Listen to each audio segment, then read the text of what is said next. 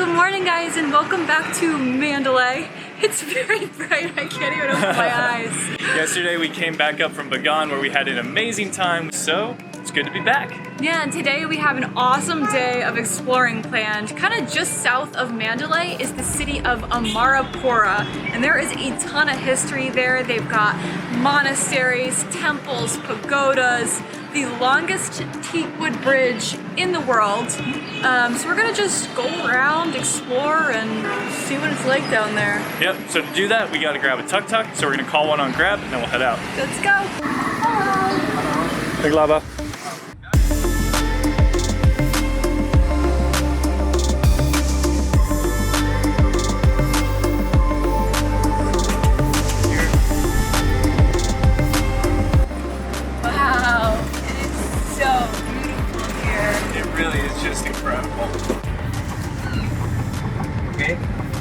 You just go around there.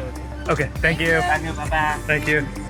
What an awesome ride down. Very, very pretty on the way down here. Now we're about to do something really special. Every day, the monks get a handout from all the restaurants because they're not allowed to buy food or cook food. So we're gonna get to see an incredible act of charity. Yeah, this monastery every morning at 10:15 a.m. has this procession of monks all lining up to get their food, and we are, fingers crossed, about to see it for ourselves. They have these like massive bowls of rice. People are getting ready to feed the monks, and there's a lot of tourists here. Oh, I'm so excited.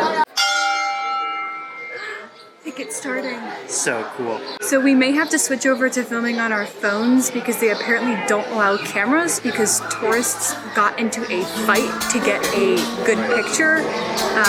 So we'll see what they say to us.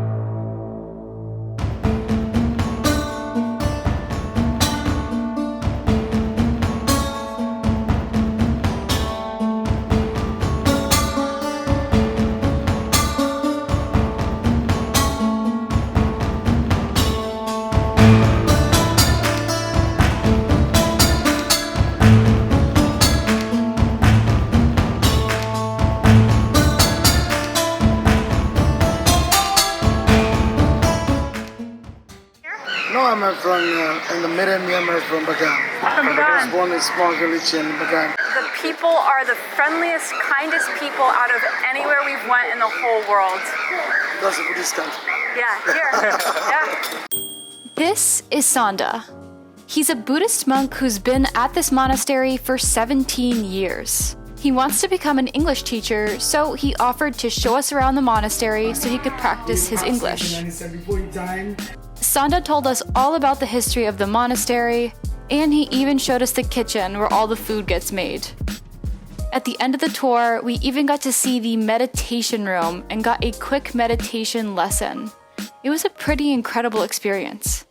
Okay, I think that was one of the coolest experiences we have ever had while traveling. We just started kind of chatting with one of the Buddhist monks after the procession ended, and it turned out he is trying to learn really good English so he can be a teacher. He doesn't get to speak with a lot of native English speakers, and so he invited us on a private tour of the entire monastery. And it was amazing. He showed us all around the grounds, and at one point we even got to go into the meditation hall and he led a little guided meditation for us. It was so peaceful, just absolutely incredible. His name was Sanda, and he says he has been at this monastery for 17 years. Just so cool talking with him. His English was actually wonderful. The one thing I will say though is, towards the end of the tour, he did ask us for a $200 US donation. We were happy to give a donation. We just had a little like kiat, you know, and yeah, the little kiat was not what he was looking for. Alright, it is lunchtime and we're hungry. We stopped in at this little cafe that is just down the road from the monastery. Got some fresh stir-fried vegetables with rice. We're about to dig in.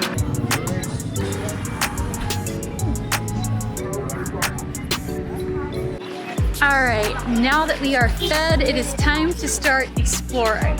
Amarapura is supposed to have a pretty cool art scene. I know that they have some stone carvers that actually carve the Buddhas by hand. So we're gonna try and find some of those, as well as some silk weaving that happens here.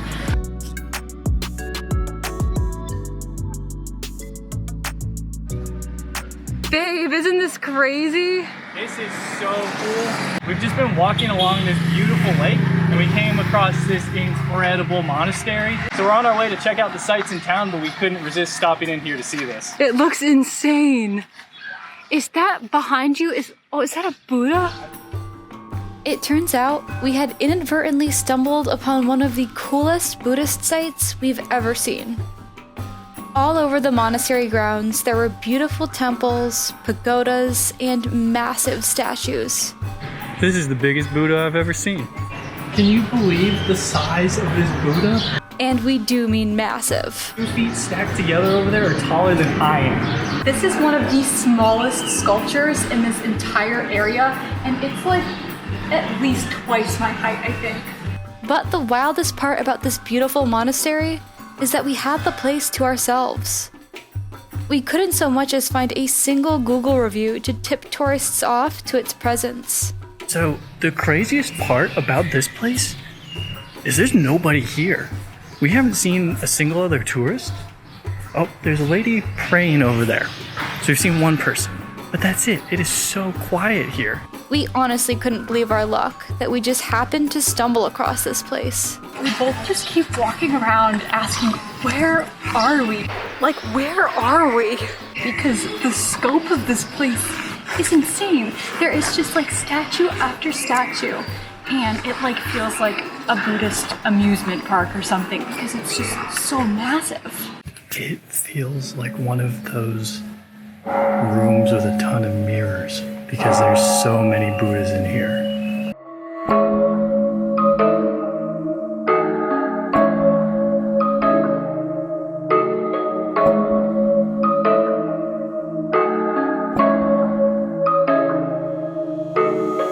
That was super, super cool. But now it is just brutally hot out, so we're going to go to a silk weaving place to escape the sun. I can hear the silk machines going.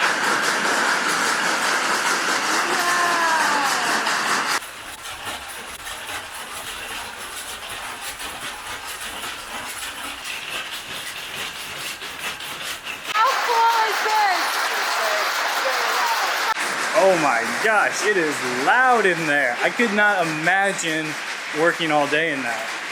That is so cool. I'm really glad that we asked because it's definitely like not visible from the store. The ladies had to lead us back there, but wow, I'm really glad we saw that.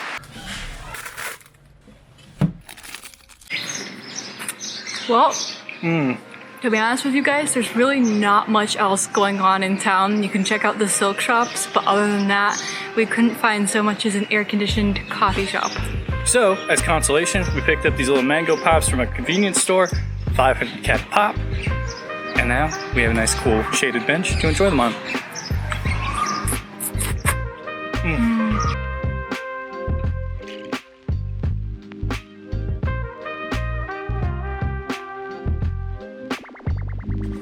Okay, now we are making our way to the Bein bridge to catch sunset. This is the largest, longest teak bridge in the entire world, and it looks like an incredible place to catch a sunset. It looks like there's a lot of tourists here already, so it's gonna be crowded.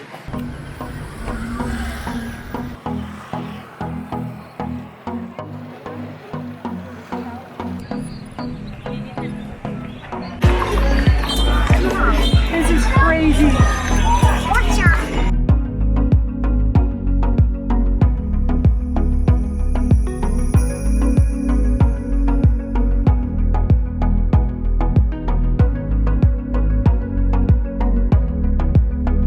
After the crowded but beautiful sunset, we took a tuk-tuk ride back to Mandalay and enjoyed an awesome dinner at our favorite noodle shop.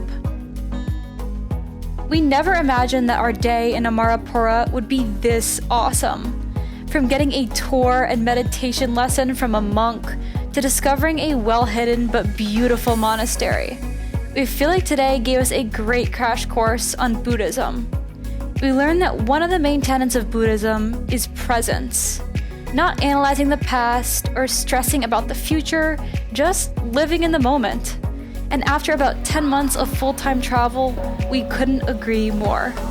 Thank you so much for watching. We would love for you to like and subscribe if you enjoyed this video, and we'll see you next time. This is a high school. How do we get out? I guess the other way. Whoops. Is it a good puppy? Are you a good puppy? Getting the old longy out? You're practically Burmese. I'm practically, well, that was pretty bad.